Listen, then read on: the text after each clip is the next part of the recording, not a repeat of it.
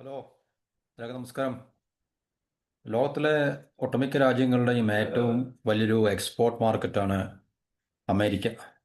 America എല്ലാ രാജ്യങ്ങളിൽ നിന്ന് പറയുമ്പോൾ ഏകദേശം പ്രധാനപ്പെട്ട രാജ്യങ്ങളിൽ നമുക്ക് വിശേഷിപ്പിക്കാവുന്ന എല്ലാ രാജ്യങ്ങളിൽ നിന്നും അമേരിക്ക വൻതോതിൽ സാധന സാമഗ്രികൾ ഇറക്കുമതി ചെയ്യുന്ന ഒരു രാജ്യമാണ്. അപ്പോൾ എല്ലാ രാജ്യങ്ങളെയും സംബന്ധിച്ച്, പ്രത്യേകിച്ച് India, China, Russia, Pakistan, Vietnam, Japan, അല്ലേ, പിന്നെ യൂറോപ്യൻ രാജ്യങ്ങൾ എന്ന് തുടങ്ങി ഒട്ടനവധി രാജ്യങ്ങൾക്ക് അവരുടെ പ്രോഡക്ട്സ്, ഉൽപ്പന്നങ്ങൾ വിറ്റഴിക്കാൻ കഴിയുന്ന വലിയൊരു മാർക്കറ്റാണ് അമേരിക്ക എന്ന് പറയുന്നത്. അമേരിക്ക ടാരിഫ് ഏർപ്പെടുത്തിയതിന് ശേഷം, അതായത് ലോകരാജ്യങ്ങളുടെ മുകളിൽ, പ്രത്യേകിച്ച് ഇന്ത്യ, ചൈന പോലുള്ള രാജ്യങ്ങളുടെ മുകളിൽ ടാരിഫ് ഏർപ്പെടുത്തിയതിന് ശേഷം നമുക്കത് വലിയൊരു ആശങ്ക ഉണ്ടാക്കുകയും, അല്ലെങ്കിൽ നമ്മൾ സാമ്പത്തികമായിട്ട് നമുക്ക് മേഖലകളെ തളർത്തുന്ന രീതിയിലുള്ളൊരു പ്രഖ്യാപനവും, അല്ലെങ്കിൽ അതിൻ്റെ പ്രത്യാഘാതങ്ങൾ അങ്ങനെയാണ് ഉളവാക്കുന്നത്. എന്നുവെച്ചാൽ നമുക്ക് സ്റ്റാറ്റസ് കോ, തൽസ്ഥിതി നഷ്ടപ്പെടുകയാണ്. ഉണ്ടായിക്കൊണ്ടിരുന്ന എക്സ്പോർട്ടിന് വലിയൊരു സ്റ്റോപ്പേജ്, അല്ലെങ്കിൽ അത് നമുക്ക് ഇല്ലാതാകുമ്പോൾ, അല്ലെങ്കിൽ അതിനൊരു കുറവുണ്ടാകുമ്പോൾ, തീർച്ചയായിട്ടും എക്സ്പോർട്ട് ചെയ്തുകൊണ്ടിരുന്ന രാജ്യങ്ങൾക്ക് അതുണ്ടാക്കുന്ന ബുദ്ധിമുട്ടുകൾ, സാമ്പത്തികമായിട്ടുള്ള മേഖലകളിൽ ഉണ്ടാക്കുന്ന ബുദ്ധിമുട്ടുകൾ വളരെ വലുതാണ്.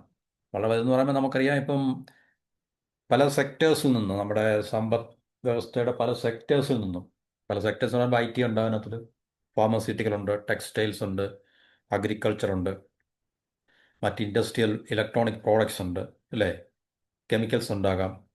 അങ്ങനെ പലതരത്തിലുള്ള പല സെക്ടേഴ്സിൽ നിന്നും വൻതോതിൽ ഇന്ത്യ എന്ന് പറയുന്ന എക്കോണമി സംബന്ധിച്ച് നല്ല രീതിയിൽ എക്സ്പോർട്ട് ചെയ്തുകൊണ്ടിരുന്ന ആ ഒരു പ്രവണതയ്ക്ക് ഒരു വിഘാതം തടസ്സം നേരിടുമ്പോൾ, തീർച്ചയായിട്ടും നമുക്ക് നമ്മുടെ എക്സ്പോർട്ടേഴ്സിന് ഉൽപ്പന്നങ്ങൾ വിറ്റഴിക്കാൻ സാധിക്കാതെ വരികയും, അവർക്ക് എക്സ്പോർട്ട് മാർക്കറ്റ് നഷ്ടപ്പെടുകയും, അവരുടെ ബിസിനസ്സിനൊക്കെ വലിയ ബുദ്ധിമുട്ടുകൾ ഉണ്ടാകുകയും, അതുവഴി അവിടെ തൊഴിൽ ചെയ്യുന്ന ആൾക്കാർക്ക് തൊഴിൽ നഷ്ടപ്പെടാനുള്ള സാധ്യതകളൊക്കെ തന്നെ ഉണ്ടാകും. കാരണം ഇതിനെയൊന്ന് റീഡിപ്ലോയ് ചെയ്യാൻ, പുനർവിന്യസിക്കാൻ നമ്മുടെ സമ്പദ് മേഖലയിൽ അതുപോലുള്ള വ്യവസ്ഥകളൊന്നുമില്ല. അപ്പോൾ അതിന് പകരമായിട്ട്, ബദലായിട്ട് ഇന്ത്യ ചെയ്തുകൊണ്ടിരുന്ന, അല്ലെങ്കിൽ ചെയ്യാൻ പോകുന്നത് എന്താണെന്ന് ചോദിച്ചു കഴിഞ്ഞാൽ, ഓക്കെ, നമുക്ക് അമേരിക്കൻ മാർക്കറ്റ് നമുക്ക് നഷ്ടപ്പെട്ടു എന്നും പറഞ്ഞ് നമുക്ക് കൈയും കെട്ടി നോക്കി നിൽക്കാൻ സാധിക്കത്തില്ല. കാരണം നമ്മുടെ സമ്പദ് വ്യവസ്ഥയെ നമുക്ക് മുന്നോട്ട് നയിച്ചേ പറ്റത്തുള്ളൂ, ഇല്ലേ. അമേരിക്കൻ മാർക്കറ്റ് നഷ്ടപ്പെട്ടു, അല്ലെങ്കിൽ അമേരിക്കയിലേക്കുള്ള എക്സ്പോർട്ട് നഷ്ടപ്പെട്ടു എന്ന് പറഞ്ഞിട്ട് തീർച്ചയായിട്ടും നമുക്ക് ഇവിടുത്തെ കച്ചവടക്കാരോട്, അല്ലെങ്കിൽ വ്യാപാരികളോട് നമുക്ക് ഗവൺമെൻറ് പറയാൻ പറ്റത്തില്ല, അത് അടച്ചുപൂട്ടിക്കോ, ഇനിയും അമേരിക്കയിൽ നിങ്ങൾക്ക് എക്സ്പോർട്ട് ചെയ്യാൻ സാധിക്കത്തില്ല എന്ന് പറയാൻ പറ്റത്തില്ല. അതിന് പകരം നമ്മൾ എന്താണ് ചെയ്യുന്നത്? മറ്റ് മാർക്കറ്റുകൾ തേടി പോകുക എന്നുള്ളതാണ് ബിസിനസ്സിൻ്റെ ഒരു ശരിക്കുള്ള രീതിയും, അല്ലെങ്കിൽ സ്ട്രാറ്റജി എന്ന് പറഞ്ഞു കഴിഞ്ഞാൽ. അപ്പോൾ അത് തന്നെ സാധ്യമായിട്ടുള്ള നടപടികൾ അതാണ്, അതിനുള്ള സൊല്യൂഷൻ അതാണ്. അപ്പോൾ അമേരിക്കൻ മാർക്കറ്റ് നമുക്ക് നഷ്ടപ്പെടുമ്പോൾ, നമുക്ക് തീർച്ചയായിട്ടും യൂറോപ്യൻ യൂണിയൻ, അല്ലെങ്കിൽ യൂറോപ്പ്, ആഫ്രിക്ക, ലാറ്റിൻ അമേരിക്ക, മറ്റ് ഏഷ്യൻ റീജിയനിലുള്ള രാജ്യങ്ങൾ, മാർക്കറ്റുകളൊക്കെ തന്നെ നമുക്ക് കൂടുതൽ, ഇപ്പോൾ നിലവിലുള്ളതിനേക്കാൾ കൂടുതൽ നമുക്ക് എക്സ്പ്ലോർ ചെയ്യാനും, അല്ലെങ്കിൽ നമുക്ക് തീർച്ചയായിട്ടും കണ്ടുപിടിക്കാനും കഴിയണം. അപ്പോൾ അങ്ങനെ കഴിഞ്ഞാൽ മാത്രമേ നമുക്ക് തീർച്ചയായിട്ടും ഈ അമേരിക്കയുമായിട്ടുള്ള ട്രേഡിൽ നമുക്കുണ്ടായിട്ടുള്ള വിള്ളലുകൾ നമുക്ക് നികത്തുവാൻ സാധിക്കത്തുള്ളൂ. അപ്പോൾ അതാണ് ഇന്ത്യ ചെയ്യാൻ ശ്രമിച്ചു തുടങ്ങിയിട്ടുള്ളത് എന്ന് നമുക്ക് മനസ്സിലാക്കാൻ കഴിയും. അപ്പോൾ ഇവിടുത്തെ നമുക്ക് ടോപ്പിക് എന്ന് പറഞ്ഞാൽ, ചൈനയുടെ മുകളിൽ ഇന്ത്യക്ക് വരുന്നതിന് മുമ്പ് തന്നെ ചൈനയുടെ മുകളിൽ ടാരിഫ് ട്രംപ് ഏർപ്പെടുത്തിയിരുന്നു. തൽക്കാലം അതിനൊക്കെ ഒരു ഇളവ്, അല്ലെങ്കിൽ ഒരു ഫ്രീസിങ് 90 ദിവസമൊക്കെ ഉണ്ടെങ്കിൽ തന്നെയും, തീർച്ചയായിട്ടും ചൈനയും ആ ഒരു ഭീഷണിയിൽ നിന്നും പുറത്തല്ല ഒരിക്കലും. കാരണം ഏത് സമയവും ചൈനയ്ക്കെതിരെയും അവർ തമ്മിലുള്ള അമേരിക്കയ്ക്ക് അനുകൂലമായിട്ടുള്ള ട്രേഡ് ടോക്സുകൾ ഉണ്ടായിട്ടില്ലെങ്കിൽ, തീർച്ചയായിട്ടും ടാരിഫുകൾ നിലനിൽക്കുകയും, അല്ലെങ്കിൽ കൂടുതൽ ടാരിഫുകൾ ചൈനയുടെ മുകളിലും ഇമ്പോസ് ചെയ്യാൻ, അല്ലെങ്കിൽ ഏർപ്പെടുത്താനും അമേരിക്കയ്ക്കും ട്രംപിനൊന്നും യാതൊരു മടിയില്ല എന്നുള്ളത് നമ്മൾ മനസ്സിലാക്കുക. അപ്പോൾ US എക്സ്പോർട്ട് നഷ്ടപ്പെട്ടത് ഇന്ത്യക്ക് മറ്റ് മാർക്കറ്റുകൾ തിരഞ്ഞെടുക്കാൻ ഇന്ത്യയെ പ്രേരിപ്പിച്ചതുപോലെ തന്നെ, ചൈനയും ആ വഴിയിലേക്ക് തീർച്ചയായിട്ടും, അല്ലെങ്കിൽ ആ വഴി ചൈനയും പിന്തുടരുകയാണ് എന്നുള്ളതാണ് നമുക്ക് ഈ ടോപ്പിക്കിൽ കൂടെ നമുക്ക് മനസ്സിലാക്കാൻ സാധിക്കുന്നത്. അപ്പോൾ അമേരിക്കയിലേക്കുള്ള വിപണി രണ്ട് രാജ്യങ്ങൾക്കും നഷ്ടപ്പെട്ടിട്ടുണ്ട്, അല്ലെങ്കിൽ കയറ്റുമതിയിലെ ഇരു രാജ്യങ്ങൾക്കും വൻതോതിലുള്ള ഇടിവുകൾ സംഭവിക്കുന്നുണ്ട്. ഓഗസ്റ്റ് മാസത്തിൽ തന്നെ, ചൈനയുടെ കാര്യമാണ് പറയുന്നത്, US ചൈനീസ് കയറ്റുമതിയിൽ ഓഗസ്റ്റ് മാസത്തിൽ തന്നെ 33% കുറവ് രേഖപ്പെടുത്തിയിട്ടുണ്ട്. 33% കയറ്റുമതി കുറവാണ് നടന്നിട്ടുള്ളത്. കഴിഞ്ഞ 6 മാസത്തിനിടയിൽ ഏറ്റവും താഴ്ന്ന നിരക്കാണ് ഈ ഓഗസ്റ്റ് മാസത്തിലുള്ളത്.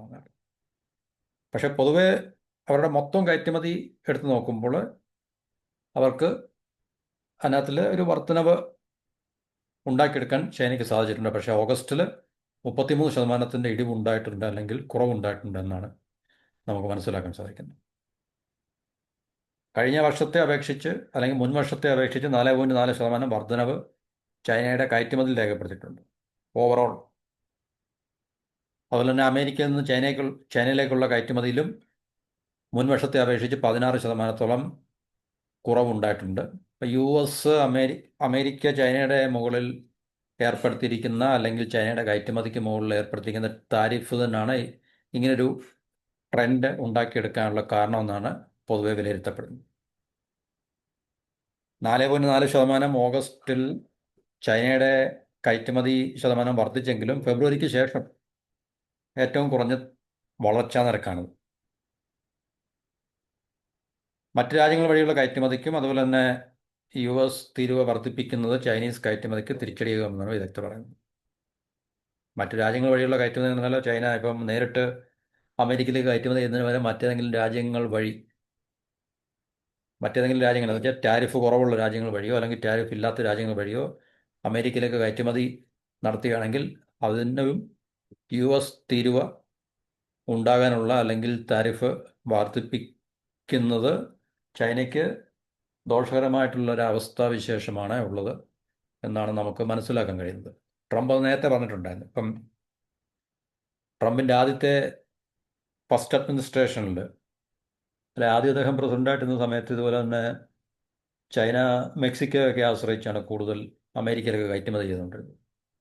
അപ്പം ഇനി അതുപോലുള്ള ഏതെങ്കിലും തരത്തിലുള്ള പ്രവൃത്തികൾ ചൈനയുടെ ഭാഗത്തു നിന്നുണ്ടാകുകയാണെങ്കിൽ, ഇപ്പം ടാരിഫ് കുറവായിട്ടുള്ള രാജ്യങ്ങൾ, ഇപ്പോൾ പാകിസ്ഥാൻ, ബംഗ്ലാദേശ് ഒക്കെ ഇപ്പോൾ ഇന്ത്യക്കാരിലൊക്കെ ടാരിഫ് കുറവുള്ള രാജ്യങ്ങളാണ്. അപ്പം ഈ പറഞ്ഞ രാജ്യങ്ങളെ ബേസ് ചെയ്തിട്ട് അടിസ്ഥാനമാക്കി ചൈന വൻതോതിൽ അമേരിക്കയിലേക്ക് കയറ്റുമതി ചെയ്യുകയാണെങ്കിൽ തീർച്ചയായിട്ടും അത് അവർക്കറിയാമല്ലോ, ചൈനയുടെ പ്രോഡക്ട്സ് ആണ്, പക്ഷേ ബംഗ്ലാദേശിൽ നിന്നാണ് വരുന്നത്, അല്ലെങ്കിൽ പാകിസ്ഥാനിൽ നിന്നാണ് വരുന്നത്. അപ്പോൾ അതിനും തീരുവ ഏർപ്പെടുത്താനുള്ള സാധ്യത, അല്ലെങ്കിൽ അതിനും തീരുവ ഏർപ്പെടുത്തും എന്നുള്ളതൊരു ഭീഷണി അല്ലെങ്കിൽ ഒരു പ്രസ്താവന നേരത്തെ തന്നെ അമേരിക്കയുടെ പ്രസിഡന്റ് ഭാഗത്തു നിന്നുണ്ടായിട്ടുണ്ടായിരുന്നു. കഴിഞ്ഞ മാസം, അതായത് ഓഗസ്റ്റിൽ, ചൈനയുടെ ഇറക്കുമതിയിലും 1.3% വർധന ഉണ്ടായിട്ടുണ്ട്.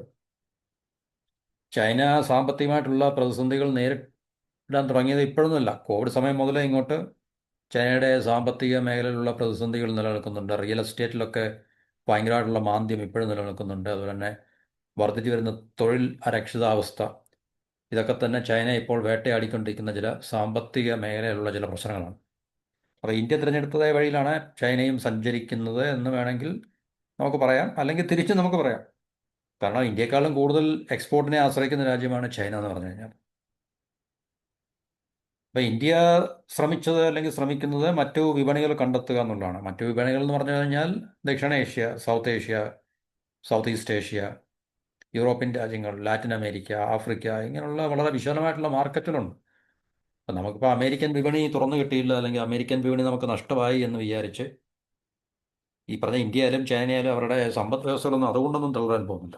പക്ഷേ അവർ ചെയ്യേണ്ടത് ഈ പറഞ്ഞ അൺടാപ്ഡ് മാർക്കറ്റ്, ലാറ്റിൻ അമേരിക്ക പോലുള്ള വലിയ മാർക്കറ്റ്, ആഫ്രിക്ക പോലുള്ള വലിയ മാർക്കറ്റ്, യൂറോപ്യൻ യൂണിയൻ അല്ലെങ്കിൽ യൂറോപ്പ് എന്ന് പറയുന്ന വലിയ മാർക്കറ്റിനെയൊക്കെ തന്നെ, അതുപോലെ ഏഷ്യൻ റീജിയൻ, ഏഷ്യയിലെ, കാരണം ഇതെല്ലാം വലിയ മാർക്കറ്റുകൾ തന്നെയാണ്. ഒരു രാജ്യമല്ല, ഈ കോണ്ടിനെൻറ്റുകൾ നമ്മൾ എടുത്ത് നോക്കുമ്പോൾ. അപ്പോൾ ഇതെല്ലാം വലിയ വിപണികളാണ്. അപ്പോൾ ഇതിനെയൊക്കെ ഫലപ്രദമായിട്ട് അവർക്ക് എക്സ്പ്ലോർ ചെയ്യാൻ സാധിച്ചു കഴിഞ്ഞാൽ തീർച്ചയായിട്ടും ഈ പ്രശ്നത്തിന് കോമ്പൻസേറ്റ് ചെയ്യാൻ സാധിക്കും. അപ്പോൾ ചൈനയും അതേ വഴിയിൽ തന്നെയാണ് നീങ്ങുന്നതെന്നാണ് നമുക്ക് മനസ്സിലാക്കാൻ കഴിയുന്നത്. അപ്പോൾ ഈ പറഞ്ഞ ദക്ഷിണേഷ്യ, യൂറോപ്യൻ രാജ്യങ്ങൾ, ലാറ്റിൻ അമേരിക്ക, ആഫ്രിക്ക തുടങ്ങിയ വിപണികളിലേക്ക്, മാർക്കറ്റിലേക്ക്, അല്ലെ തന്നെ ചൈനയുടെയൊക്കെ വൻതോതിലുള്ള കടന്നുകയറ്റം ഈ പ്രദേശങ്ങളെല്ലാം ഉണ്ടായിട്ടുണ്ട്, അല്ലേ തന്നെ നേരത്തെ തന്നെ. അപ്പോൾ ഇങ്ങനൊരു പ്രതിസന്ധി ഉടലെടുത്തപ്പോൾ, അല്ലെങ്കിൽ പ്രതിസന്ധി വന്നപ്പോൾ തീർച്ചയായിട്ടും ചൈന കൂടുതൽ അഗ്രസീവായിട്ട് ഈ മാർക്കറ്റുകളെ അവരുടെ പരിധിയിലാക്കാനുള്ള ശ്രമങ്ങൾ ചൈന തുടങ്ങിയിട്ടുണ്ട്. അപ്പോൾ അതിൽ എനിക്ക് തോന്നുന്നത്, അല്ലെങ്കിൽ നമുക്ക് മനസ്സിലാക്കാൻ കഴിയുന്നത്, ഇന്ത്യയെക്കാളും കൂടുതൽ വിജയിക്കാൻ സാധിക്കുന്നത് ചൈനയ്ക്ക് തന്നെ ആയിരിക്കും എന്നുള്ള കാര്യത്തിൽ സംശയമൊന്നുമില്ല. കാരണം ചൈനയുടെയൊക്കെ നേരത്തെ തന്നെ വലിയൊരു പ്രസൻസ്, സാന്നിധ്യം ഈ പറഞ്ഞ മാർക്കറ്റുകളൊക്കെ തന്നെ ഉണ്ട്. ഇന്ത്യയെ സംബന്ധിച്ച് ഞാൻ നേരത്തെയുള്ള വീഡിയോ പറഞ്ഞിട്ടുണ്ട്. നമ്മുടെ കരുത്തെന്ന് പറഞ്ഞാൽ നമ്മുടെ ആഭ്യന്തര വിപണിയാണ്, ഡൊമസ്റ്റിക് എക്കോണമി അല്ലെങ്കിൽ ഡൊമസ്റ്റിക് മാർക്കറ്റാണ്. ചൈനയെ സംബന്ധിച്ച് ചൈനയ്ക്ക് ഇങ്ങനൊരു സംവിധാനമില്ല. ഇക്കാര്യത്തിൽ അവർ പുറകിലാണ്. അവരുടെ ആഭ്യന്തര വിപണി വളരെ ദുർബലമാണ്. അവരെ എക്സ്പോർട്ടിനെ, കയറ്റുമതിയെ ആശ്രയിച്ചാണ് അവരുടെ ചൈനീസ് എക്കോണമി കൂടുതൽ പെർഫോമൻസ്, അല്ലെങ്കിൽ ചൈനീസ് എക്സ്പോർട്ട് ഓറിയൻറ്റഡ് എക്കോണമിയാണ്. എക്സ്പോർട്ടിനെ ആശ്രയിച്ചുള്ളൊരു എക്കോണമിയാണ്, ആഭ്യന്തര വിപണിയെ ആശ്രയിച്ചുള്ളൊരു എക്കോണമിയല്ല. ഇന്ത്യയെ സംബന്ധിച്ച് നമ്മൾ നേരത്തെ പറഞ്ഞാണ്, ഇപ്പോൾ ഗ്ലോബൽ റിസഷനൊക്കെ ഉണ്ടാകുന്ന സമയത്ത് ഇന്ത്യക്ക് വലിയ പ്രശ്നങ്ങൾ ഉണ്ടാകാതിരിക്കുന്നതിൻ്റെ കാരണം ഇന്ത്യ കൂടുതൽ ഈ ഗ്ലോബൽ എക്കോണമിയിലേക്ക് അല്ലെങ്കിൽ ഗ്ലോബൽ മാർക്കറ്റിലേക്ക് നമ്മൾ അത്ര എക്സ്പോസ്ഡ് അല്ല. നമ്മൾ ആഭ്യന്തര വിപണിയെയും ആഭ്യന്തര ഡൊമസ്റ്റിക് കൺസംഷനെയൊക്കെ ആണ് കൂടുതൽ. അങ്ങനെ ഒരു മോഡൽ ഓഫ് എക്കോണമിയാണ് നമ്മളുടേത്. അതുകൊണ്ട് നമുക്ക് വലിയ പ്രശ്നങ്ങളൊന്നും റിസഷൻ ടൈമിലൊന്നും ഉണ്ടാകാറില്ല. ഗ്ലോബൽ റിസഷനൊക്കെ ഉണ്ടാകുന്ന സമയത്ത് ഒട്ടും ഉണ്ടാകത്തില്ലെന്നല്ല, പക്ഷേ മറ്റ് രാജ്യങ്ങൾ ഇപ്പോൾ ചൈനയെ പോലെ, ജപ്പാനെ പോലെ, സൗത്ത് കൊറിയ അല്ലെങ്കിൽ ഇതുപോലെ എക്സ്പോർട്ട് മാത്രം ചെയ്ത് ജീവിക്കുന്ന അല്ലെങ്കിൽ അതിനെ മാത്രം ആശ്രയിക്കുന്ന എക്കോണമീസ് ആയിട്ടുള്ള ഈ പറഞ്ഞ സമ്പദ് വ്യവസ്ഥകൾക്ക് ഉണ്ടാകുന്ന ആഘാതം പോലെ ഇന്ത്യക്ക് ഉണ്ടാകത്തില്ല. കാരണം ഇന്ത്യ ആഭ്യന്തരമായിട്ടുള്ള വിപണിയുടെ കരുത്തിലാണ് നമ്മളുടെ സമ്പദ് വ്യവസ്ഥ മുന്നോട്ട് പോയിക്കൊണ്ടിരിക്കുന്നത്. അപ്പോൾ ചൈന എന്നൊക്കെ പറഞ്ഞാൽ അമിതമായിട്ട് കയറ്റുമതി ആശ്രയിക്കുന്ന രാജ്യമാണ്. അതുകൊണ്ട് ഇതുപോലുള്ള പ്രശ്നങ്ങൾ ഉണ്ടാകുമ്പോൾ ചൈനയെ പോലുള്ള രാജ്യങ്ങൾക്ക് വളരെയേറെ പ്രതിസന്ധികളും പ്രശ്നങ്ങളും ഉണ്ടാകുന്നതായിട്ട് നമുക്ക് കാണാൻ കഴിയുന്നു. അതുകൊണ്ടാണ് വിദേശ വിപണികളിലേക്ക് കൂടുതൽ അവർ ശ്രദ്ധിക്കുന്നത്. കാരണം ഇപ്പോൾ അമേരിക്കൻ മാർക്കറ്റ് അവർക്ക് നഷ്ടമായി കഴിഞ്ഞാൽ അവർക്കതിനെ നിസ്സാരവൽക്കരിക്കാനോ അല്ലെങ്കിൽ വേണ്ടാന്ന് വെക്കാനോ സാധിക്കത്തില്ല. കാരണം എക്സ്പോർട്ടിനെ മാത്രം, വൻതോതിലുള്ള എക്സ്പോർട്ട് ഓറിയൻറ്റഡ് ആയിട്ടുള്ള യൂണിറ്റുകൾ, ബിസിനസ് വ്യാപാര സ്ഥാപനങ്ങളുള്ള രാജ്യമാണ് ചൈന. അപ്പോൾ അവർക്ക് ലോകത്തെ മറ്റു വിപണികളെ കൂടുതൽ, എന്താണ് പറയുന്നത്, ആശ്രയിക്കുക എന്നുള്ളത് അവരുടെ ആവശ്യമാണ്. പക്ഷേ ഇന്ത്യയെ സംബന്ധിച്ച് അത്രയ്ക്ക് വ്യാപകമായിട്ട് നമുക്ക് അങ്ങനെയുള്ള പ്രശ്നമില്ല. നമുക്ക് എന്നും പറഞ്ഞാൽ നമുക്ക് എക്സ്പോർട്ട് ചെയ്യേണ്ടെന്നല്ല, അല്ലെങ്കിൽ നമ്മൾ എക്സ്പോർട്ട് ചെയ്യത്തില്ലെന്നല്ല, നമ്മൾ എക്സ്പോർട്ട് ചെയ്യുന്നുണ്ട്. പക്ഷേ ചൈനയെപ്പോലുള്ള രാജ്യങ്ങൾ അവരുടെ എക്കോണമിയെ മോഡൽ ചെയ്തിരിക്കുന്ന പോലെയല്ല നമ്മളുടെ ഇന്ത്യൻ എക്കോണമി മോഡൽ ചെയ്തിരിക്കുന്നത്. അതുകൊണ്ട് നമുക്ക് അത്രയും പ്രതിസന്ധികൾ നമുക്ക് ഉണ്ടാകാനുള്ള സാധ്യത കുറവാണ്. അപ്പോൾ അതുകൊണ്ടാണ് ചൈനയ്ക്കൊക്കെ കൂടുതൽ ഈ പറഞ്ഞ എന്താ പറയുക, ബാഹ്യമായിട്ടുള്ള വിപണികൾ അല്ലെങ്കിൽ വിദേശ വിപണികൾ, ഗ്ലോബൽ മാർക്കറ്റിനെ തീർച്ചയായിട്ടും അവർക്ക് ആശ്രയിക്കേണ്ടി വരും, അല്ലെങ്കിൽ ആശ്രയിക്കേണ്ടി വരുന്നൊരവസ്ഥ ചൈനയ്ക്കൊക്കെ ഉണ്ട്. യൂറോപ്യൻ യൂണിയൻ രാജ്യങ്ങളിലേക്കുള്ള അവരുടെ കയറ്റുമതിയിൽ ഓഗസ്റ്റിൽ 7.7% വർധനവ് ഉണ്ടായിട്ടുണ്ട്. ആസിയൻ രാജ്യങ്ങളിലേക്ക് 14.6, ആഫ്രിക്ക 24.6, ലാറ്റിൻ അമേരിക്ക 6%. അപ്പോൾ ഇവിടെ എല്ലാം ചൈനയുടെ വൻതോതിലുള്ള പ്രസൻസ് ഉണ്ട്, ഓൾറെഡി ഉണ്ട്. അപ്പോൾ അവർക്ക് ഈ മാർക്കറ്റിനെയൊക്കെ എങ്ങനെ ഹാൻഡിൽ ചെയ്യണമെന്ന് അവർക്കറിയാം. അപ്പോൾ തീർച്ചയായിട്ടും കൂടുതൽ അഗ്രസീവായിട്ടും പ്രൊവാക്റ്റീവായിട്ടും ഒക്കെ ഈ മാർക്കറ്റിൽ കൂടുതൽ സാന്നിധ്യം ഉണ്ടാക്കിയെടുക്കുവാൻ ചൈനയ്ക്ക് സാധിക്കും. ഇന്ത്യക്ക് അത്രയും വ്യാപകമായിട്ടുള്ള ഒരു സാന്നിധ്യം ഈ പറഞ്ഞ ലാറ്റിൻ അമേരിക്കയിലും ആഫ്രിക്കയിലും ആസിയൻ രാജ്യങ്ങളിലും ഒന്നും തന്നെ ഇല്ല, ചൈനയുമായിട്ട് നമ്മൾ താരതമ്യപ്പെടുത്തി നോക്കുമ്പോൾ. പക്ഷേ ഇന്ത്യക്ക് എന്തായാലും തീർച്ചയായിട്ടും ഓൾട്ടർനേറ്റീവ് ആയിട്ടുള്ള മാർക്കറ്റ് അല്ലെങ്കിൽ ഓൾട്ടർനേറ്റീവ് ഉള്ള വിപണികൾ നമുക്ക് കണ്ടെത്തിയേ വരത്തുള്ളൂ. കാരണം ചെയ്തുകൊണ്ടിരിക്കുന്ന അല്ലെങ്കിൽ നടന്നുകൊണ്ടിരിക്കുന്ന എക്സ്പോർട്ടിനെ നമുക്ക് തീർച്ചയായിട്ടും അതേ രീതിയിൽ തന്നെ നമുക്ക് മുന്നോട്ട് കൊണ്ടുകൊണ്ടിരിക്കുന്നു. കാരണം നമ്മൾ ആഭ്യന്തര വിപണി ആണ് നമ്മളുടെ ശക്തി എന്ന് പറയുമ്പോൾ തന്നെ നമുക്ക് എക്സ്പോർട്ട് ഇല്ല എന്നുള്ളതല്ല, നമുക്ക് എക്സ്പോർട്ട് ഉണ്ട്. ആ എക്സ്പോർട്ടിനെ നമുക്ക് കൂടുതൽ വർദ്ധിപ്പിക്കുകയും ചെയ്യേണ്ട ആവശ്യമുണ്ട്. പക്ഷേ ചൈനയുമായിട്ടോ അല്ലെങ്കിൽ അതുപോലുള്ള രാജ്യങ്ങളായിട്ട് നമ്മൾ താരതമ്യപ്പെടുത്തി നോക്കുമ്പോൾ തീർച്ചയായിട്ടും ഉള്ള വ്യത്യാസം എന്ന് പറഞ്ഞാൽ ഇന്ത്യ ആഭ്യന്തര വിപണിയുടെ ബലത്തിലും കരുത്തിലുമാണ് കൂടുതൽ നമ്മുടെ സമ്പദ് വ്യവസ്ഥയെ അടിസ്ഥാനമാക്കിയിരിക്കുന്നതാണ്. അപ്പോൾ ഇതാണ് നമുക്ക് ഈ ടോപ്പിക്കുമായിട്ട് ബന്ധപ്പെട്ട ചില കാര്യങ്ങൾ.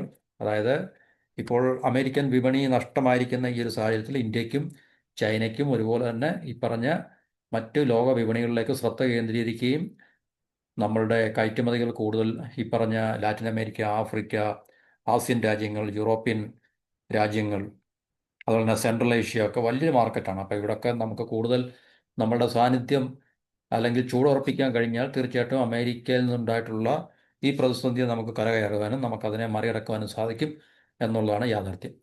അപ്പോൾ ഇത്രയാണ് ഈ ടോപ്പിക്കുമായിട്ട് ബന്ധപ്പെട്ട വിഷയങ്ങൾ. അടുത്ത ടോപ്പിക്ക് നമുക്ക് അടുത്ത വീഡിയോയിൽ. എല്ലാവർക്കും നന്ദി, നമസ്കാരം.